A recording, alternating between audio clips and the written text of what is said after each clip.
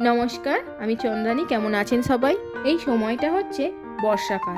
আপনারা দেখতেই পাচ্ছেন চারিদিকে কি পরিমাণ বৃষ্টি হচ্ছে।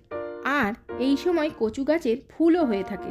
জানেন, প্রকৃতির দেওয়া সমস্ত কিছুই কত পুষ্টিগুণ সমৃদ্ধ হয়ে থাকে।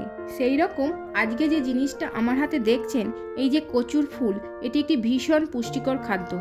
প্রচুর ক্যালোরি সম্পন্ন এবং ফাইবার সমৃদ্ধ একটি খাবার। এছাড়া এতে ভিটামিন, খনিজও ভালো পরিমাণে থাকে। একে আপনারা মাছের সাথে মশলা সহযোগে খেতে পারেন অথবা ডালের বড়ার সাথেও ভেজে খেতে পারেন। সাবধানতা অবলম্বন করবেন, এটা খেলে কখনো কখনো গলা চুলকায়। এই অবস্থায় লেবু খেতে পারেন, উপকার পাবেন। অতএব কচুর ফুল খেলে আপনার শরীরে হজম ক্ষমতা বৃদ্ধি, রোগ প্রতিরোধ ক্ষমতা বৃদ্ধি, হৃদরোগের ঝুঁকি হ্রাস করে, সেই সাথে ওজন নিয়ন্ত্রণ করে। তাই কচুর ফুল খেতেই পারেন। আজকের মতো টাটা। সবাই ভালো থাকবেন, সুস্থ থাকবেন।